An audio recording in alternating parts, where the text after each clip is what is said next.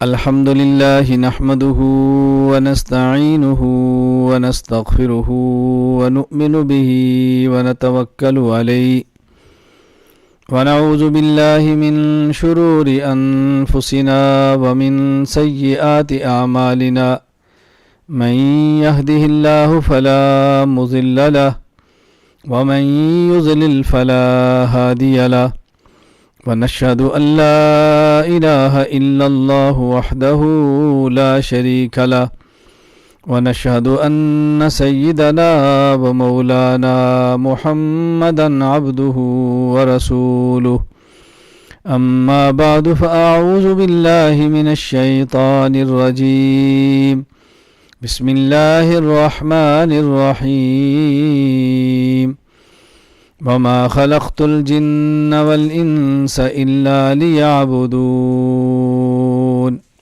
وقال الله تبارك وتعالى لقد كان لكم في رسول الله أسوة حسنة يا رب صل وسلم دائما أبدا على حبيبك خير الخلق كلهم هو الحبيب الذي ترجى شفاعته لكل هول من الأهوال مقتحم اللهم صل على محمد وعلى آل محمد كما صليت على إبراهيم وعلى آل إبراهيم إنك حميد مجيد اللهم بارك على محمد وعلى آل محمد كما باركت على إبراهيم وعلى آل إبراهيم إنك حميد مجيد۔ نام محمد سے دلوں کو سرور ملتا ہے، نام محمد سے دلوں کو سرور ملتا ہے، نگاہ فکر کو تازہ شعور ملتا ہے۔ نصیب کیسا بھی ہو واسطہ احمد کا دے کے، نصیب کیسا بھی ہو وسیلہ محمد کا دے کے، خدا سے جو بھی مانگیں ضرور ملتا ہے صلی اللہ علیہ وسلم۔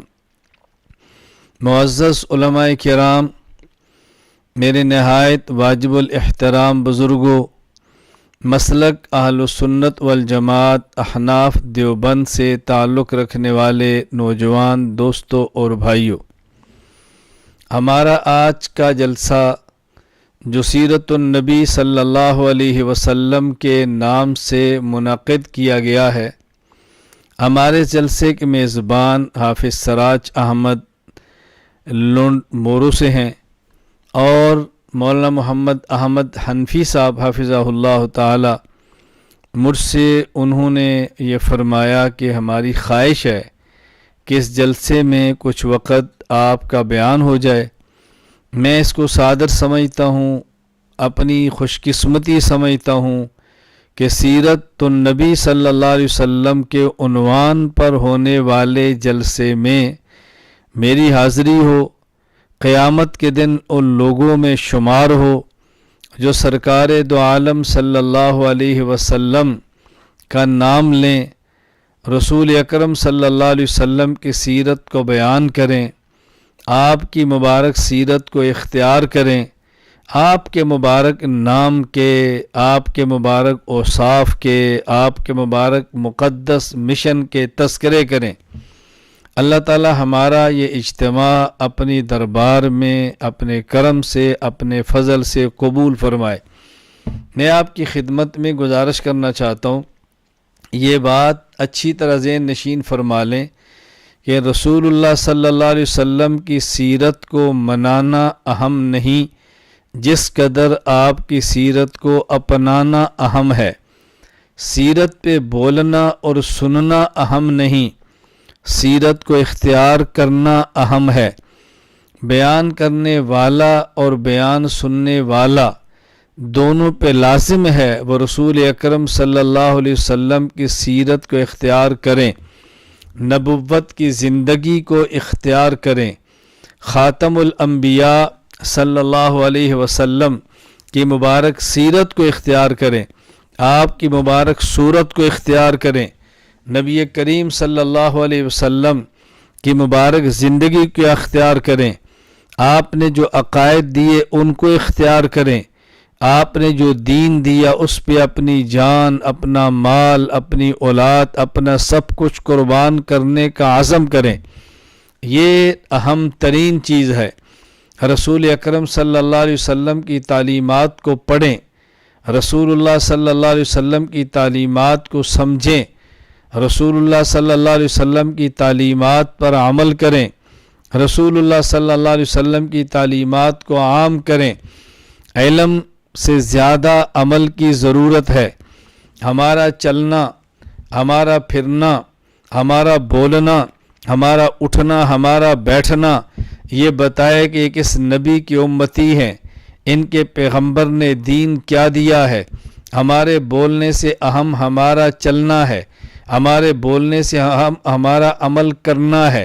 اصل بات یہ ہے ہمیں رسول اکرم صلی اللہ علیہ وسلم کے دیے ہوئے عمامے پہ فخر ہو، ہمیں پیغمبر کی دی ہوئی داڑھی پہ فخر ہو، ہمیں پیغمبر پاک کے دیے ہوئے لباس پہ فخر ہو، ہمیں رسول اللہ صلی اللہ علیہ وسلم کی دی ہوئی اذان پہ فخر ہو، نبی کی دی ہوئی نماز پہ فخر ہو، نبی کے دیے ہوئے قرآن پہ فخر ہو، نبی کی دی ہوئی جماعت اصحاب پہ فخر ہو، رسول اللہ صلی اللہ علیہ وسلم کی سنت مبارک پہ فخر ہو، اور پیغمبر کی سنت کو یوں اختیار کریں جس طرح نبی کریم صلی اللہ علیہ وسلم کے رازدان جن کا لقب صاحب سر رسول اللہ صلی اللہ علیہ وسلم تھا، حذیفہ بن یمان رضی اللہ تعالی عنہ میدان جنگ میں ہیں، مذاکرات کا میز سجا ہے، وہاں مذاکرات کے لیے بیٹھے ہیں، مد مقابل ایک جرنیل کافر ہے، دسترخوان پہ بیٹھے کھانا کھا رہے ہیں،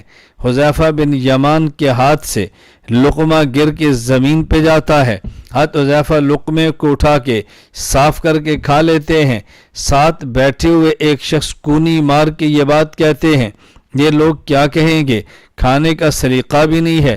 حذیفہ بن یمان فرمانے لگے اَأَتْرُكُ سُنَّةَ حَبِيبِي لِهَؤُلَاءِ الْحُمَقَاء، کیا میں ان بے وقوفوں کی خاطر اپنے محبوب کی سنت کو چھوڑ دوں؟ اس کا معنی میرے محبوب کی سنت ہے، اگر ہاتھ سے لقمہ گرے وہ زمین پہ پڑے اور لقمہ پاک ہو اٹھا کے کھا لینا چاہیے، یہ ہمارے پیغمبر کی سنت ہے۔ ہم نے کھانا کھایا، کھانے کے بعد اپنے ہاتھ کو دیکھیں، انگلیاں اپنے منہ میں لے کے چاٹ لیں، یہ میرے پیغمبر کی سنت ہے۔ ہم نے کھانا کھایا ہے، کھانے میں پلیٹ کو دیکھیں، اس پلیٹ کو انگلی سے صاف کر لیں، یہ میرے محبوب کی سنت ہے۔ الجھن میں کبھی مبتلا نہیں ہونا چاہیے۔ ہاتھ سے کھانا ہمارے پیغمبر پاک کی سنت ہے، اس میں آدمی کو فخر محسوس کرنا چاہیے۔ رسول اللہ صلی اللہ علیہ وسلم کا لباس ہمیں اس پہ فخر محسوس کرنا چاہیے۔ ہمیں اپنے پیغمبر کے ساتھ عملی محبت کا ثبوت دینا چاہیے۔ قیامت تک نبی کی سنت رہے گی، نبی کا دین رہے گا، اس دین کو اپنانے والے رہیں گے، ہمارا شمار انہی میں ہونا چاہیے۔ ایسے بدبخت بھی ہوں گے جن کے عقائد ٹھیک نہیں ہوں گے، کوئی اہل بدعت ہوں گے، کوئی اہل ضلالت، اہل الہاد ہوں گے۔ ہم دیوبند والے الہاد والے بھی نہیں ہیں، ہم دیوبند والے بدعات والے بھی نہیں ہیں، ہم دیوبند والے سنت والجماعت والے ہیں، ہم پیغمبر پاک کی اہل السنت والجماعت مبارک جماعت سے تعلق رکھتے ہیں۔ اور یہاں اس بات کو اچھی طرح سمجھ لیں، ہم دیوبند والے خود کو اہل السنت والجماعت کہتے ہیں، اہل بدعت خود کو اہل السنت والجماعت کہتے ہیں۔ ایک شخص مجھ سے یہ بات پوچھتا ہے کہ یہ بتائیے اہل السنت والجماعت ہم ہیں، اہل السنت والجماعت وہ ہیں، دونوں میں فرق کیا ہے؟ آپ دیوبند کی مساجد کو دیکھ لیجئے، اہل السنت والجماعت لکھا ہوگا، اہل بدعت کی مساجد کو دیکھیے، اہل السنت والجماعت لکھا ہوگا۔ دیوبند علماء کو سنیے، اہل السنت والجماعت کہیں گے، اہل بدعت کو دیکھیے، اہل السنت والجماعت کہیں گے۔ تاجی دونوں میں فرق کیا ہے؟ میں نے کہا جس نے کلمے کو پڑھا ہے اور کلمے کو سمجھا ہے وہ فرق بھی سمجھ سکتا ہے، کیونکہ ہمارے پیغمبر پاک کا دیا ہوا کلمہ ہے لا الہ الا اللہ محمد الرسول اللہ صلی اللہ علیہ وسلم۔ کلمے کا پہلا جز لا الہ الا اللہ ہے، اس میں لفظ الہ 2 مرتبہ آیا ہے، ایک لا کے بعد آیا ہے، ایک الا کے بعد آیا ہے، لیکن دونوں میں فرق کیا ہے؟ لا کے بعد آنے والا الا، اس پر الف لام نہیں ہے، الا کے بعد آنے والا الا، اس پہ الف لام ہے، تبھی تو اس کو الا اللہ کہتے ہیں۔ جب الا ہو اوپر الف لام آئے تو اللہ بنتا ہے، الف لام نہ ہو تو صرف الا بنتا ہے۔ یہ دونوں الا میں فرق کیا ہے؟ جب لا کے بعد الا ہے جس پر الف لام نہیں ہے، اس سے مراد خاص خدا نہیں ہے، تمام معبودان باطلہ ہیں۔ اور جب اللہ کے بعد الہ آیا جس پر الف لام داخل ہوا تو اللہ کہا، اس سے مراد خاص الہ ہے۔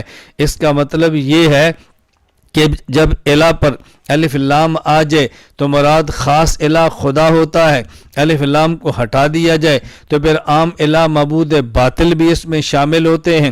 بالکل اسی طرح اہل و سنت و جماعت کو سمجھیے، اگر الف لام ہوگا والجماعت، اس سے مراد خاص جماعت ہے، اگر و جماعت ہو الف لام نہ ہو اس سے مراد عام جماعت ہے۔ دونوں میں فرق کیا ہے؟ ہم دیوبند والے اہل سنت والجماعت ہیں، یعنی سنت پر الف لام ہے، اس سے مراد عام طریقہ نہیں، طریقہ رسول ہے صلی اللہ علیہ وسلم، بل جماعت سے مراد عام جماعت نہیں بلکہ پیغمبر ہی کی جماعت صحابہ مراد ہے رضی اللہ عنہم اجمعین، جس کا مطلب یہ ہے ہم نبی کی سنت کو لیتے ہیں لیکن ہر کسی سے نہیں بلکہ خاص جماعت صحابہ سے لیتے ہیں۔ تو جن نے پیغمبر کی سنت خاص جماعت صحابہ سے سمجھنی اور لینی تھی وہ والجماعت کہتے ہیں، اور جن نے بعد میں کسی بدعتی کے عمل کو لے کر اس کو سنت بنا لینا تھا وہ اہل سنت و جماعت کہتے ہیں۔ اس لیے ہم دیوبند والوں کا نظریہ وہی ہے جو ہمارے پیغمبر پاک صلی اللہ علیہ وسلم نے فرمایا اور سمجھایا۔ آپ عبداللہ بن عمر رضی اللہ عنہ فرماتے ہیں رسول اللہ صلی اللہ علیہ وسلم نے فرمایا ستفترق امتی علی 73، اللہ کے نبی سمجھا رہے ہیں لیاتین علی بنی اسرائیل حسب النال بن نال، میری امت بنی اسرائیل نقش قدم پہ چلے گی، حتی ان کان منہم من اتا امہ علانیہ لیاتین فی امتی من یصنع ذالک، حتیٰ کہ اگر بنی اسرائیل میں کوئی بدبخت تھا جس نے اپنی ماں سے منہ کالا کیا، میری امت میں ایسے بدبخت آئیں گے جو اپنی ماں سے منہ کالا کریں گے۔ وَإِنَّ بَنِي إِسْرَائِيلَ تَفَرَّقَتْ عَلَى 72 مِلَّةٍ وَتَفْتَرِقُ أُمَّتِي عَلَى 73 مِلَّةٍ، بنی اسرائیل میں 72 فرقے بنے، میری امت میں 73 فرقے بنیں گے، کلہم فی النار الا ملۃ واحدہ، سب جہنم میں جائیں گے صرف ایک جنت میں جائے گا۔ قیل من ہی یا رسول اللہ، پوچھا گیا وہ جنت میں جانے والا فرقہ کون سا ہوگا؟ فرمایا ما انا علیہ و اصحابی، ما انا علیہ و اصحابی، جنت میں جانے والا فرقہ وہ ہوگا جو میرے اور میرے صحابہ کے دین پر ہوگا، جو دین حدیث تو مجھ سے لے گا اور اس کی شرح میرے صحابہ سے لے گا۔ ما انا علیہ و اصحابی یعنی پیغمبر کی سنت ہوگی، لے گا پیغمبر کی جماعت صحابہ سے۔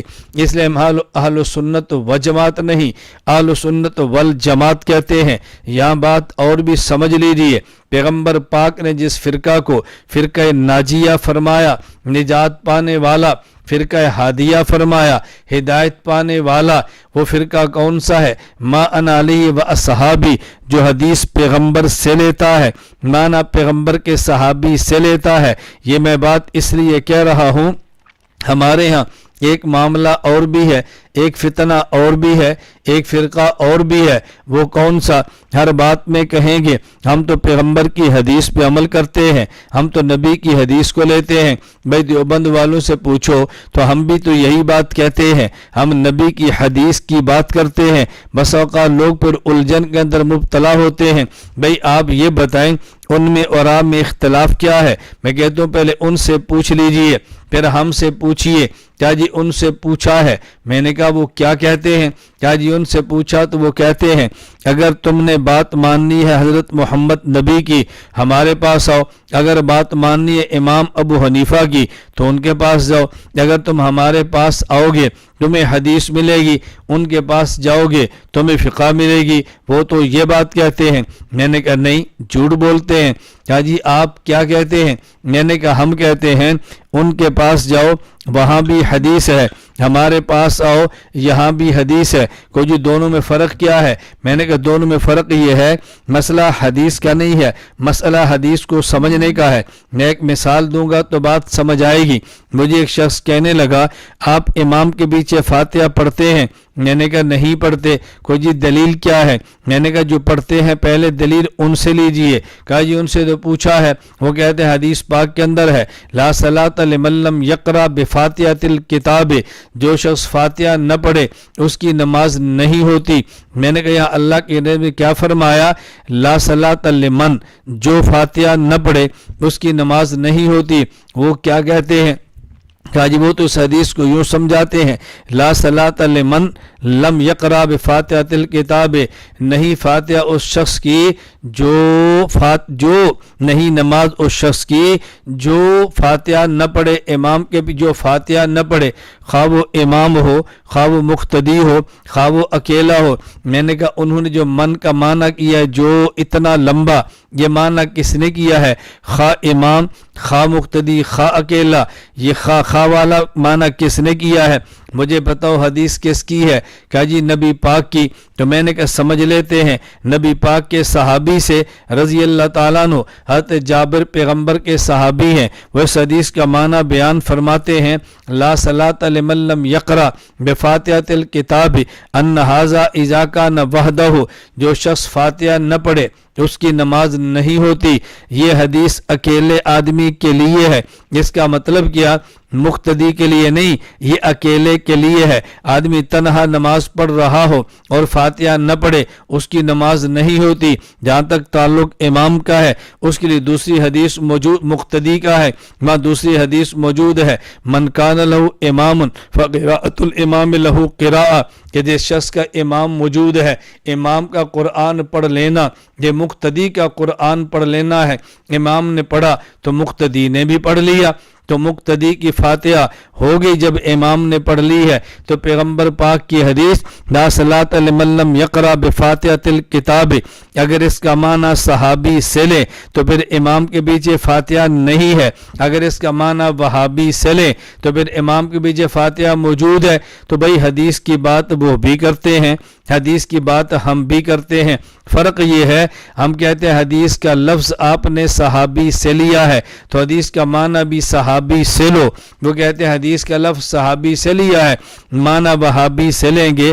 حدیث کا لفظ صحابی سے لے کے معنی صحابی سے لیں تو مسلک ہمارا بن جاتا ہے، حدیث کا لفظ صحابی سے لے کے معنی وہابی سے لیں تو مسلک ان کا بن جاتا ہے۔ تو ہم اہل سنت والجماعت ہیں، اس لیے ہم پیغمبر پاک کی سنت کو لیتے ہیں تو پیغمبر پاک کے صحابہ سے لیتے ہیں۔ یہ سیرت کا جلسہ ہے، علماء کرام بیان فرمائیں گے، آپ بیان کو سنیں گے۔ اللہ تعالیٰ مجھے اور آپ سب کو عمل کرنے کی توفیق عطا فرمائے۔ میں نے مختصر سی آپ کے جلسے میں حاضری لگوائی ہے، حافظ سراج احمد صاحب کی دعوت پہ، مولانا محمد احمد صاحب کے فرمانے پہ۔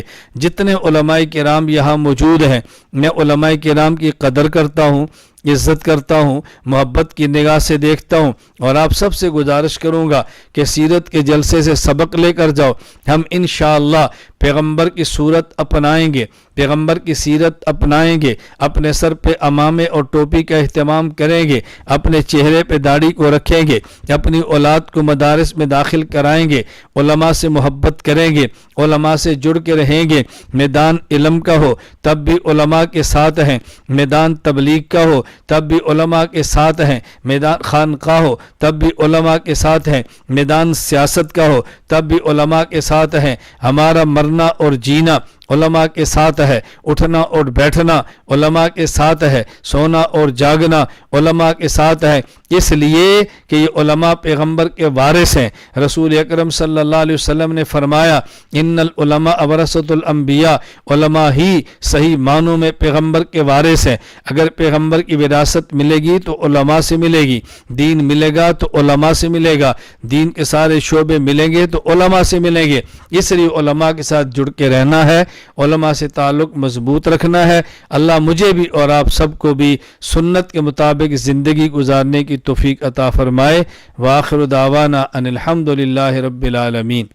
السلام علیکم ورحمۃ اللہ وبرکاتہ۔